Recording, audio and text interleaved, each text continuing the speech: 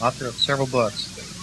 She has had 28 years of physical contact and provides training and healing to contactees. Anna has been a featured guest on Jeff Brinson's Sightings.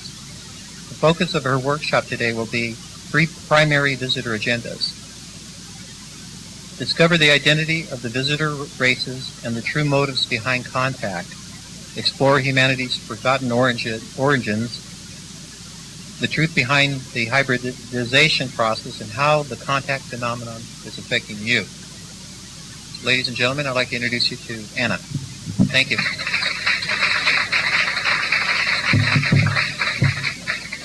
Hello, and thank you for coming. You see people are still coming in the door there. I don't want to get going until they're done. How are we doing out there? Are you ready for door closing, or? I don't know. I hope.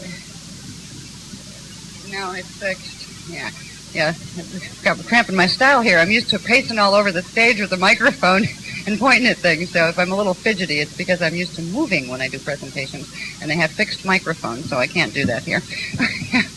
All right. Now, in this workshop, there's probably about 3 days worth of information that I'd like to cover. And we have, what, an hour? Is that how long it is? Hour and a half? Good. Oh, and over. Good. All right. I began introducing this information on the East Coast in New York City in May of 1999 when my books first came out, and it's kind of gone crazy since then. It's been very intense with, a lot of presentations. In the New York City workshops, they were 6 to 8 hour workshops. So the information that I'm going to try to give you a crash course overview on here is, I don't expect you to be able to leave the room knowing exactly what I'm talking about. You'll understand pieces of it, and the important thing is, for me, to try to get across to you the most important pieces, so that when you leave here, you have an idea of what is really going on with this UFO phenomenon and all that. But more than that, you have an idea of what we're facing as a race with the stellar activation cycle, and what we can do about it as individuals. Of the information that I've been given in the past year, there's probably enough to fill about 6 to 8 books, but there hasn't been time to write the books. Every workshop we've done has been a new level of information, and there hasn't even been time to repeat the workshops. So they're all, very new, very spontaneous, new level of information. Of the information that's been given, some of the most important parts of that information were 2 things. One fits into a category called the tangible structure of the soul, where you start to understand enough about semantic science to understand what your 15-dimensional anatomy is, so you can begin to activate your gene code to begin to bring in the rest of your consciousness. Because if you can bring in the rest of your higher dimensional consciousness, you don't need other people to guide you and tell you what's going on. You'll be able to figure it out and to see it for yourself. So in this presentation, in the first part, I'm going to get into the big picture and a bit on the history of how we got into this predicament. We're going to get into the hybridization a little bit, because there are hybrid human races on the planet right now that all of us fit into somewhere. There's a lot about the human lineage that we just haven't had the information available for many thousands of years, that if we understand some of the key issues, we'll start to realize where our present drama fits in, because it's just another phase within a much longer drama, a much larger saga that's been going on for thousands of years here. So I will get into a little bit of the history and of the 3 primary agendas. These are agendas that are operating today within the current UFO contact drama, but they're also agendas that started 100,000 years ago. The agendas we're walking through today are the same ones that affected our race in a derogatory way in the past. This is our chance to make the outcome turn out different. We're in the middle of hybridization programs right now with the UFO ET races. There's been a lot of people in the abductee movement that say, well, I know I've had a child. I know they're using me for genetic creation. And this is partially true.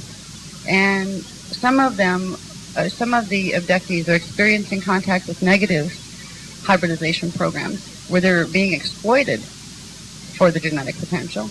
Others are in contact with positive hybridization programs where they are trying to, first of all, help accelerate the genetic evolution of the parents chosen, and secondly, to create beings that have accelerated genetic evolution in order to assist this planet in moving through this time period and what will come after it. So we'll talk a little bit about that as we go along, and then we'll get into becoming your own expert. It's going to be vitally important in the next 17 years that you learn to reorient yourself toward the word power. We've been taught in our culture over and over and over, from the time we're in preschool, to obey the authority, to listen, to be good little sheep, to be good little citizens, to let the experts figure it out for you and tell you what it is. We have been taught not to think for ourselves. We have been taught to surrender our power of thought, of interpretation, and of decision to others who we were taught to view as superior to ourselves.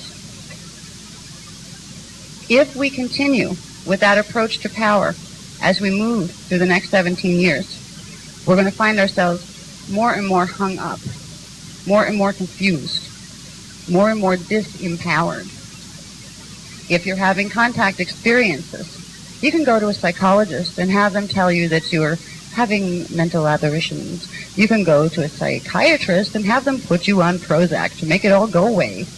You can go to a priest and have him tell you the devil must be tempting you or torturing you or something. Look at the options available in our contemporary belief system, in our cultural mainstream view, and you have one choice to make: buy it or don't.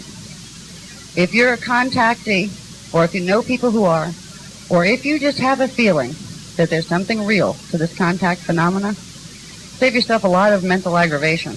Don't buy it. The mainstream propaganda that our culture has been raised with started not just in our culture with the Illuminati governments trying to suppress information from the public involving contact.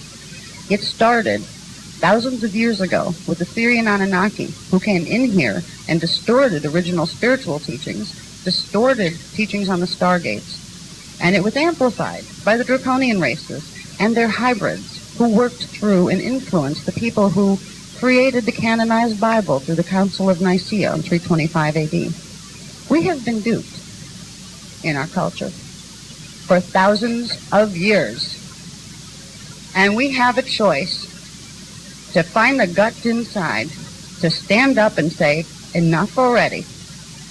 Or to say, well, it's easier to fit in and just believe what they tell us. I mean, you know, there's this little person up there saying it's all this way, but it's only one person, and everybody else is saying it's the other way. You don't have to believe me. But what I'm asking you to do is venture to believe in yourself and in your potential. If you're living in a system where the government and the doctors and the scientific experts and all those guys tell you humans are finite beings, they're limited in consciousness, they were created out of perhaps Darwinian apes and such things, you have that as a potential, a way of looking at yourself. Okay, I'm a limited, lowly creature.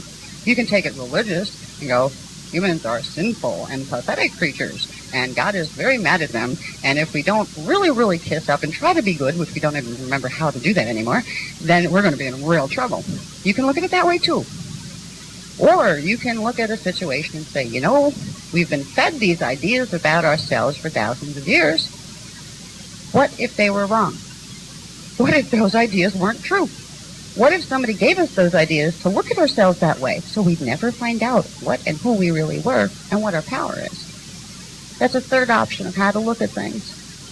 It's the option that will help you to hold your power in the next 17 years, if you choose that option. There is a truth in spirituality, but you may not find it in religion. There is a truth in science, but you're very unlikely to find it in scientific colleges these days, because that truth is being repressed. The truth that you can find will come from inside of you. And all you need is a basic framework to understand your own parts, your own anatomy, your multidimensional anatomy, because that's where the answers are, and that's where you'll be able to guide yourself. So we're going to get into that as we progress through this presentation. Okay, toward the end of this presentation, I'm going to introduce you to a very quick version of a technology. It's part of a larger spectrum of technologies called bioregenesis technologies, where it utilizes the ability of the human mind and brain waves to generate something called scalar wave patterns. The body's template is built on scalar wave patterns, so therefore the mind, if it is used appropriately, can generate scalar wave patterns that can alter the scalar wave patterns of the body itself, which means you can alter the manifestation template upon which your particles form, including your DNA template. The technique that I'll run you through quickly here will be also offered in written form. We'll have them available at the table tomorrow. We didn't have time to get to Kinko's today yet to get them all printed. It's called the Maharic seal. It's one of many bioregenesis techniques that have been given to us by the Guardian Alliance to very rapidly activate our DNA. Because when you activate the DNA, you also do something called activating the Kundalini energies, which are the life force energies spiraled at the base of the spine. And when you do that, you also do something called building the Merkaba vehicle, which is an electromagnetic construct in the bioenergetic field that allows you to pass through stargates without blowing up. Okay? If you tried to walk through a stargate, if one happened to open in front of you right now, and you tried to walk through it, you'd incinerate. You'd go into spontaneous combustion. Stargates have frequency running through them. And if your body template can't handle that frequency, it fries from the inside out. That doesn't have to be the case if you can regenerate the 12-strand DNA template. We're being offered in our time period something that is so sacred and so magical, yet so scientific, it's incredible. Some of us will be able to get the DNA template up to a high enough activation level to walk through the halls of Amente stargates in physical form and end up in a time period. One of the main gates that are opening is going to the year 6520 AD. I was taken there physically after they accelerated my genetic code enough where I could withstand Stargate passage. I've been there, I've seen it. It's not something you just see on the Sliders TV show. This is a reality. And if I can experience it, so could you. When we work with these technologies, we're not only giving ourselves the potential promise of doing something we never imagined we could possibly do, we're also creating protection for ourselves. The Maharic seal technique, which begins the activation process of the 12-strand DNA, also, when it is used, creates a temporary seal of 12th dimensional frequency within the auric field, the bioenergetic field. What that 12th dimensional seal can do is block out psychotronic technologies that are being used by the Illuminati, the intruder races, and the secret government. See, there are certain plans that are being run using scalar pulse technologies and electromagnetic pulse technologies that are geared toward altering the brainwave patterns of humans on a mass level in order to keep their attentions or your mental focus phase locked into certain frequencies only. It's a mind control attempt. And I hate to disappoint a lot of people who like to argue with me on this, but the HARP project is part of it. The HARP project. And I tend to get in a lot of trouble by saying that. People, oh, we don't want to hear her because she's talking about HARP. And HARP's just a good old thing that's going to help with our defense system. Yeah, right. Whose defense system? The information that I have on negative agendas isn't as important as the information I have on their solutions. I've given workshops discussing the negative agendas, and I have tremendous amounts of detail on that. But if you understand that part without understanding the solutions first, you just get scared, and that's buying right into it. So I focus on solutions. There's enough people out there that are figuring out the negative agendas. The nice thing is we can make them all go away. When we get to a point where we understand enough of our own anatomy to where we can start taking control over what our gene code is doing, what our brainwave patterns are doing, and what our bioenergetic field is doing, we start to have self-mastery. We start to become our own experts. And all of a sudden, well, the doctors or the scientists or the experts may say this, excuse me, I beg to differ. And you say it with utter confidence. Not arrogance, simply confidence. Right now, I'm presenting a scientific paradigm that the scientists love to hassle me about. What's that? We've never heard of that. That doesn't exist. Just because you haven't heard of it doesn't mean it doesn't exist. Excuse me. The people who taught me know how to use stargates, okay? Do you? You know? It was a no-brainer for me to make my choice between which paradigm of science and reality interpretation I would accept. From birth, I had experiences that could not be explained within the traditional paradigms of science, spirituality, or religion, or any of it. So it was a little easier for me, maybe. But it's worth venturing into a new paradigm of perceiving yourself and reality. If you start to realize reality is a 15-dimensional construct, there are multiple time systems that run in various matter densities. They've always been a part of our reality. Our science is only just figuring out the contours of harmonic universe 1. There's 4 harmonics left. And it's kind of funny how there's no more territories, no more frontiers to discover. Oh, yeah? Just wait. The scientific paradigm will make great advances when they realize one thing, that the secret to how these other realities exist has to do with angular rotation of particle spins. Okay? The rotational axis upon which the particles in our system rotate has a certain degree, a certain angle. There are other systems with different angles of the particle spin axis, which makes them appear invisible from our perspective. The human body has a very unique feature in its gene code.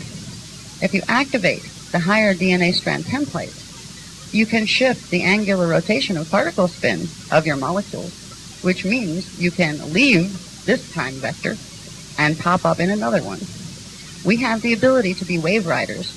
We have the ability to experience transmutational dimensional ascension, which is wave riding through the densities of matter.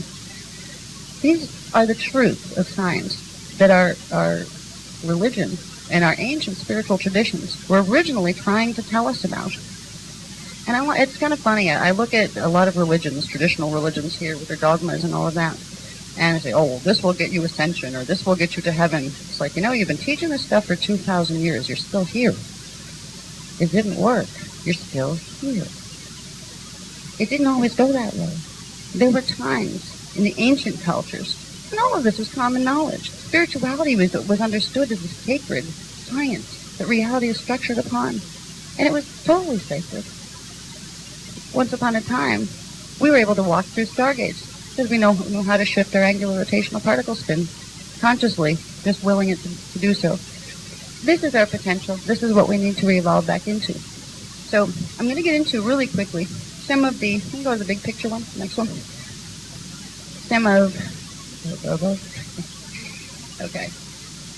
what's going on with the big picture right now. And I'm going to go through these points fast. I'll try to cover as much of the paperwork on this presentation as I can, but more important, I want to get certain ideas and energy across to you. I teach in 2 ways. I teach with words and linear progression, but there's also an energy field. Information travels on energy. And I try to bring to you a certain set of energies or frequencies that you will take home with you, and they'll become your own. You'll learn. You'll pick up things that maybe you didn't get in linear fashion yet, but they'll start to go, aha, you'll start to realize things. So I'm going to work partly here and partly just off the top of my head and let spirit move me, which is how I kind of like to do most of my presentation. I was told a long time ago, see, I dropped out of college when I went to college when I was 16, and I dropped out when I was 17 because I had a public speaking course. And I got an A on the written version of the speech, and then I had to get up and give it in front of the class, and I couldn't. I have been terrified of public speaking forever. Never liked it. I'm not one of those people that like to be the center of attention. When it came time with my training with the Guardian Alliance, where they said, well, now you have to go and teach it to other people. We didn't teach it to just you, so you would know. It's like, all right, give me the guilt trip. I said, I don't know how to do this. I've never done this. I said, just show up. Just show up and let spirit do the rest. Let your higher awareness move through you. And just have utter confidence in that. I learned to do that, and it's amazing where it's gotten me sometimes. I'll get on these rolls, and it just angles information in certain ways that I never could have logically figured out. So this is going to be one of those workshops where I let it rip that way. I kind of let spirit come through because I want to be able to reach you with what's on paper, but also with what you need most. And that's a feeling. That's something you probably can't even define yourself, but I certainly couldn't define for you. But on the higher levels, the spiritual levels, where you have portions of your identity in the higher dimensional field, and so do I, we understand each other there. And some part of me knows and some part of you knows, there's certain things you came here for today to learn. And I hope to be able to provide you with what those things are. Okay. Now, in what we're dealing with now in the big picture, as far as contemporary contract, can you slide that down a little? Okay. Right now, the people who are experiencing abduction are experiencing it for the purpose of hybridization, for various types of hybridization. There are 3 contemporary hybridization programs. The Black Suns. Now, this refers to DNA strand imprinting. The Black Sun has nothing to do with skin color or races, because all races are equally divine.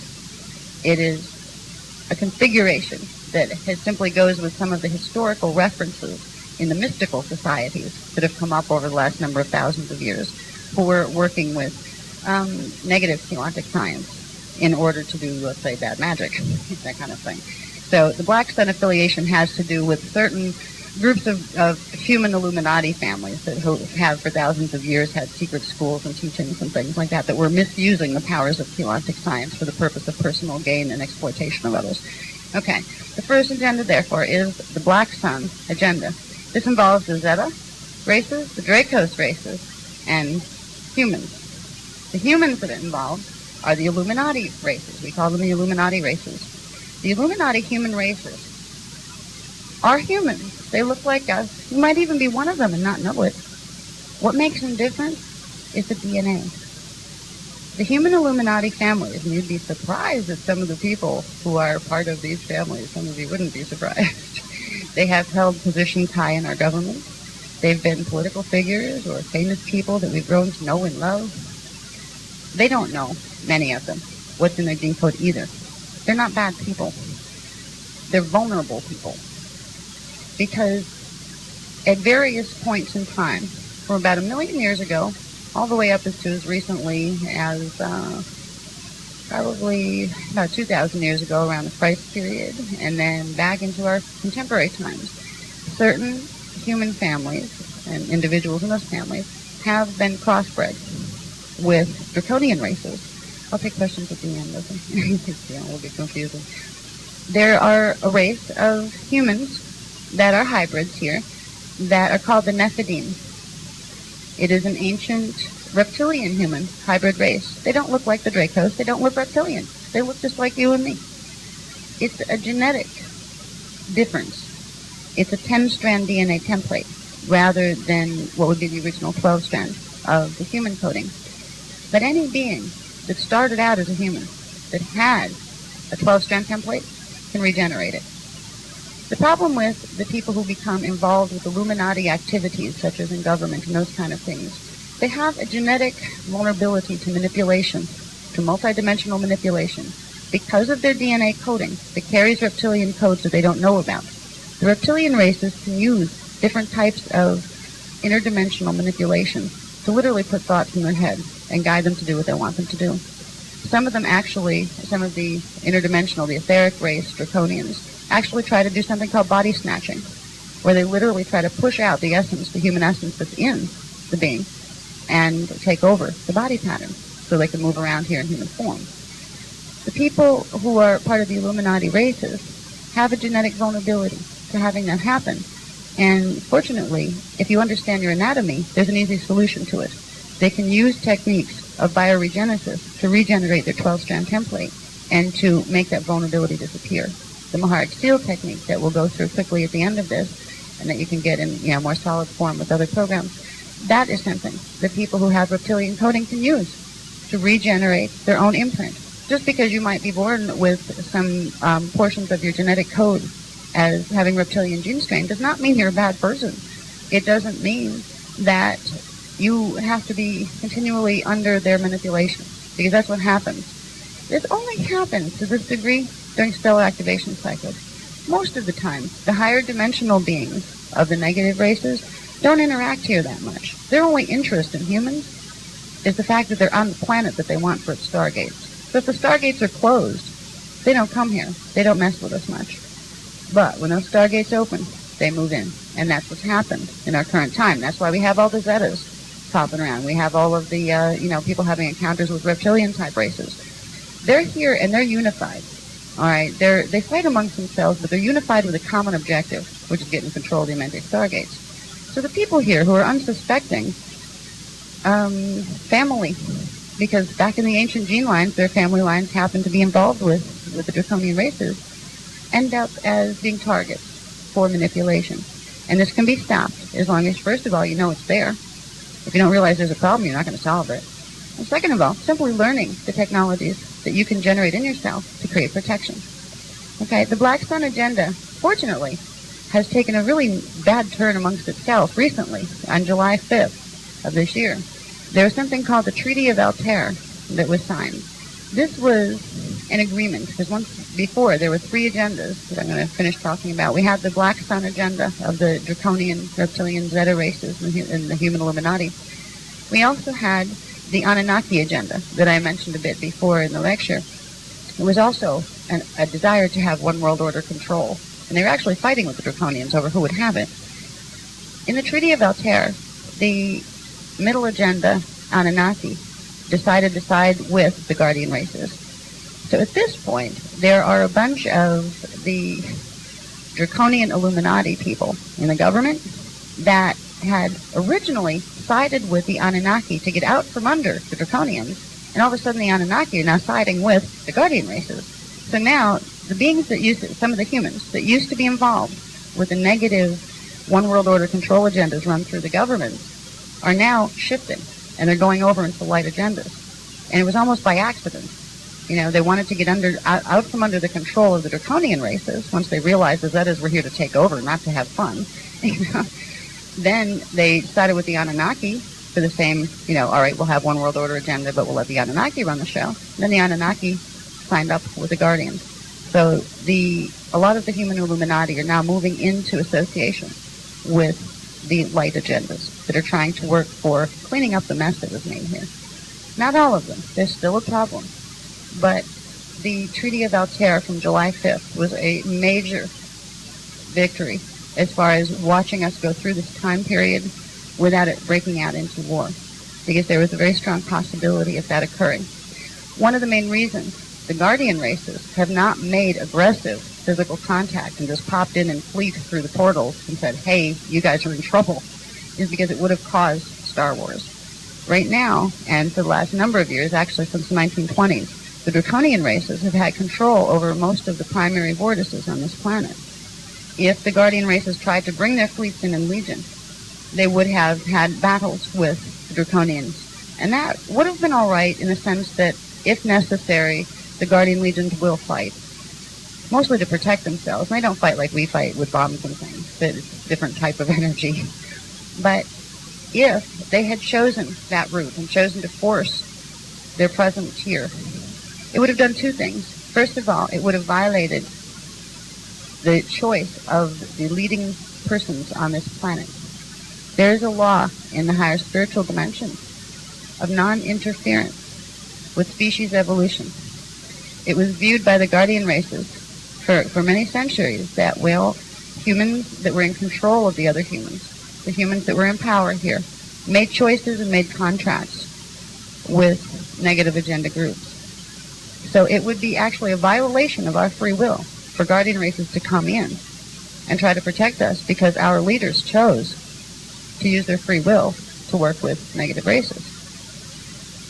It got to the point where if they continued with that, none of us were going to be around to worry about it. So intervention was offered. The intervention was offered because if we went through the stellar activation cycle under draconian control, we would have hit pole shift by 2003.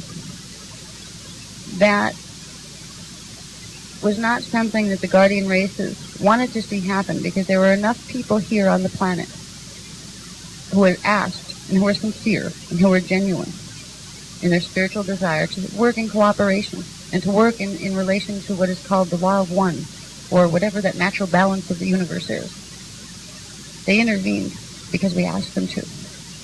In our secret prayers or our private hearts, every time we send up a thought, if there's a God or Gotta, whatever you are out there, please help us. please help us see clearly, or please help me to act better, or to figure out how to do it right. Just want to do it right, whatever that is. That was heard. That cry was heard. So the intervention was given. Now, the second agenda that I talked about, the Anunnaki agenda, that's called the Belil Sons agenda. That's, again, a reference to the genetic template.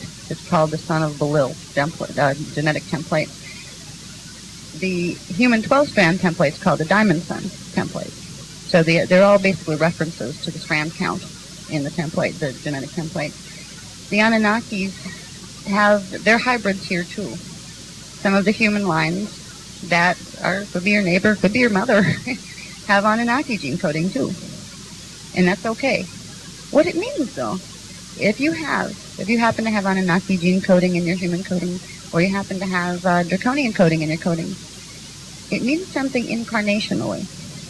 It means that you, as a consciousness, before you came into this body, incarnated out of that matrix of consciousness. That would be your family of consciousness. And that's okay, because at the higher levels, all beings are sacred, and all beings came out of the same consciousness. That's where we're all united. The only difference is if you incarnated into either one of the two control agendas. You just need to be aware of it, so you have the right to free will. Once you're in a human form, excuse me, your family may disagree with you, but you're an individual incarnate now, and you can choose to honor whatever agenda you want to. And if you don't like control agendas, you can say, sorry guys, you better evolve a little more, but I'm going on the fast course of evolution. I'm going to choose co-creative, cooperative agendas, not dominion agendas. The third agenda is the Diamond Sons agenda, which refers to the 12-strand DNA template and also to the 24 to 48-strand DNA templates of the indigo children. These are the original human gene lines. And the beings that are honoring the Diamond Sun agenda are honoring the fulfillment of something called the Emerald Covenant, which was a promise made 248,000 years ago, that the higher dimensional races would assist humans, Earth humans, to re-evolve back into their original angelic potential. It was a promise, a sacred promise, made by the beings of density 5 and also the ones beyond the time matrix, that we would get a chance to reclaim our original heritage. That's, in a nutshell, we call it the Diamond Sun agenda, or the Emerald agenda. That's the agenda I represent, and the Guardian Alliance and many other groups out there that are working in the New Age movement and that kind of thing represent that too. So there are three primary agendas: the Diamond Sun agenda of the Emerald Order, the Belil Sun agenda of the Anunnaki, and the Black Sun agenda of the reptilian race gangs and the human Illuminati. The Anunnaki agendas are not all bad. The Anunnaki are not a bad race. No race is really bad. It's just the agenda they're holding. The Anunnaki are actually related indirectly to humans because humans came out of, in density 5, I mentioned this in the lecture, a group called the Elohai. They were density 5 beings. It's a collective of consciousness before form is even taken. A part of the Elohai family shifted its coding and lost some of its coding. It became what was called fallen in terms of the morphogenetic field imprint. They became a fallen race, and part of that fallen race were called the Elohim. The Elohim aren't all bad either. Some of them re-evolved and regenerated their coding, so they became Elohai again. A little hard to explain sometimes. So Elohai was the original pure imprint that humans came out of. Elohim was an imprint that was part of a fallen Elohai. It was originally part of what the human imprints were. But the Elohim created a race, just like the Elohai created a race. When the Elohai created humans, the Elohim created Anunnaki. And the Anunnaki evolved under the Elohim direction, which was a control agenda for a very long period of time, for many millions of years. They were actually created before the Turanisian human lineage. They were created at the same time as the founder race, the Anahazi, Syrian Anahazi, that were the founder race of the humans, the Elohai Anahazi. So there's an ancient history involved with these agendas here that each one of us are a part of. Every person on this planet is incarnate out of either the Elohai matrix, the Elohim matrix of consciousness, or the matrix of consciousness that the draconian races came out of. The matrix of consciousness in density 5 that the draconian races came out of is not a bad matrix. It's not a negative matrix. It's a matrix called the Seraphi, that in biblical terms came down as the seraphim. They created reptilian and avian bird-like strains of life and those kind of things. The Seraphi were a very high order of beings. But one family of them, just like one family of the Elohai, ended up losing its coding. And when you lose your morphogenetic coding, you lose the ability to hold unity consciousness. So you get stuck in what's called polarity consciousness and distorted thinking, where you get into us versus them and power struggles. So part of the Seraphi families, or the angelic Seraphi, became the Draconians, and part of the Elohim, the angelic Elohim, became the Anunnaki. So we're all related to these beings. And if we look back in our history books, we look even to the Bible, beings such as the Elohim and the Nephilim are mentioned in places, particularly the Nephilim. The Nephilim were a hybrid race that was created between the Earth humans and the Anunnaki who came to visit. And they forced themselves on Earth women to create giants. It was not a natural order, and it messed up our gene codes when that was done. There's still a race of beings. They exist on a planet called Nibiru, and they also exist in the Sirius star system in density 2.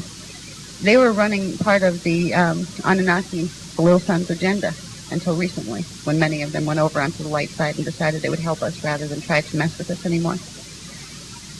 We can understand that the mess we're in the middle of here, with all this, what are UFOs and what's happening with the UFOs, it's this huge political agenda that our governments don't even know. The human Illuminati people, they've been dealing with the negative side. Do you really think they're going to tell them everything? Of course not. The Zetas have told the government only what they wanted to, so they could manipulate the government where they wanted it to be. The Elohai families of the Emerald Order are coming back to fulfill a promise that was made. That promise of the Emerald Covenant will bring the truth back. People have the choice to believe it or not to believe it, to use it or not to use it, but at least it's being brought back. Part of that truth is returning what was lost from the ancient teachings. In the Atlantean time period, which ended in 9005-58 BC with the final explosion of the islands of Atlantis, because they misused the crystal technologies. Crystal technologies are planetary Templar complex technologies that use partially open stargates to run free energy through the planetary grids and direct it where you want it to, and amplify it with crystalline mineral structures. In Atlantis, those technologies were partially in use, and they blew themselves up with it. So, in that time period, there was a translation to some very ancient texts. The translation of the text was called the Emerald Tablets. Some of you may have heard of it, some may have not. But in the New Age movement, the Emerald Tablets are starting to make their reemergence into our awareness. There's a printed book now with some of the information from the Emerald Tablets. The Emerald Tablets were a translation of a more sacred volume of knowledge that came from 248,000 years ago. The volume of knowledge was called the Cloister Doratura plates. These were holographic discs, and I've seen them. They're about this big, and they look like little flying saucers, little silver flying saucers. But they're an ancient technology that could record mega amounts of information in digital holographic form. These were started in pre-ancient times. They were given to the Earth races that lived here 248,000 years ago, when the Emerald Covenant that promised us our freedom was created. The Cloister Doratura discs held all of the knowledge. It was like having a library, a library in a can, kind of. It had information on sciences, the interdimensional sciences, the stargates, on healing systems, and most importantly, on the origins and the creation of the human lineage. Where we came from, what we were created for. Had a huge amount of data was stored on the Cloister Doratura plates. In various time periods, this information was attempted to give this information back to us. The Emerald Tablets of Atlantis were a more recent attempted translation of the Cloister Doratura plates that told us the information of our true history and how to set ourselves free. In the Atlantean period, there was distortion in those translations almost as soon as they were made, because the Syrian Anunnaki did not want us to have the keys to our freedom. And then it all blew up anyway, so most of it was lost. There was another attempt made to bring this information to us, and that attempt was made about 2,000 years ago in what became the Christ period here.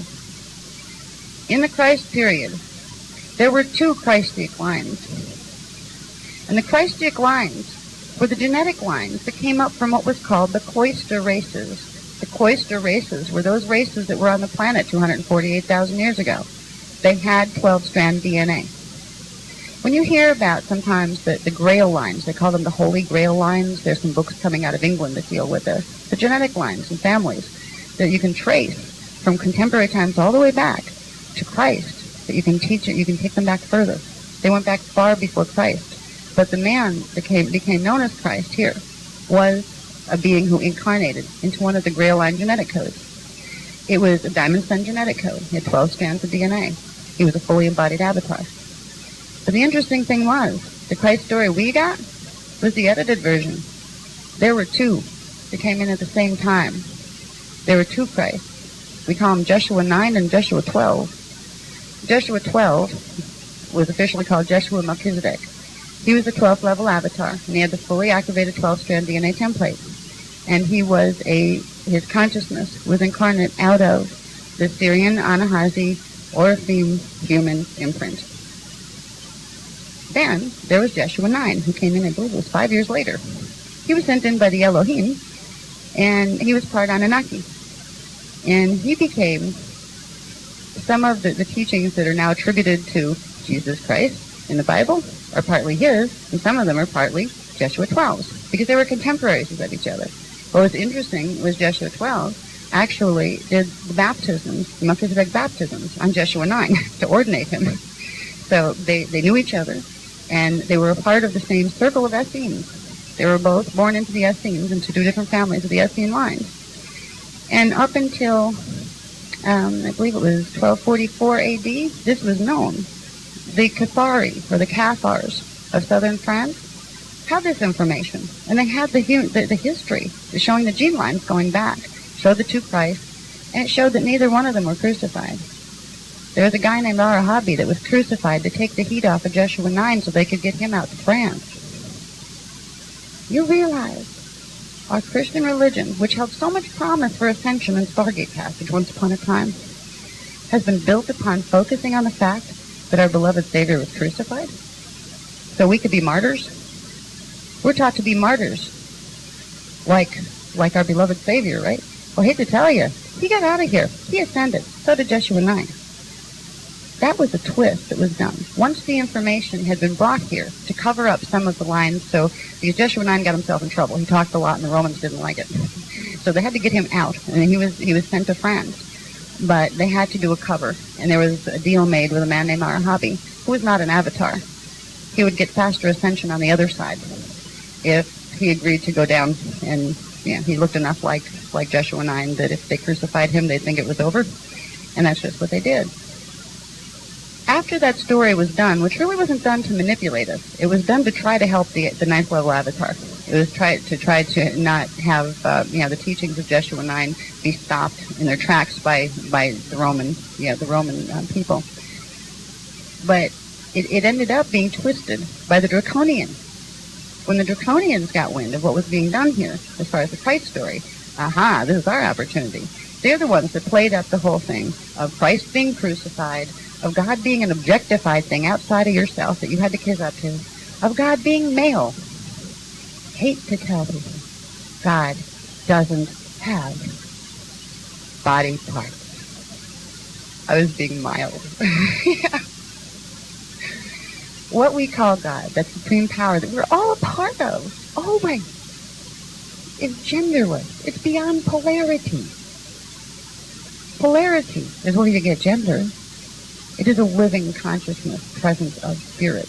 We were created in the image of God. And that got all twisted with the Draconians, and they kind of made it look like, well, that means we're all supposed to be male, and, the female kind of tacked onto that concept. We were created in the image of God. God is spirit essence. It is consciousness in the form of scalar wave patterns. It is eternal. That's the image we were created in. That's the big secret. The Draconians didn't want us to find out. Because if we find this stuff out, we become free. We learn how to operate our gene code. We remember that we're angelics too, and just because you're an angelic coming down telling me you're somebody important doesn't mean I have to buy it. right now in the New Age movement, this is a roar.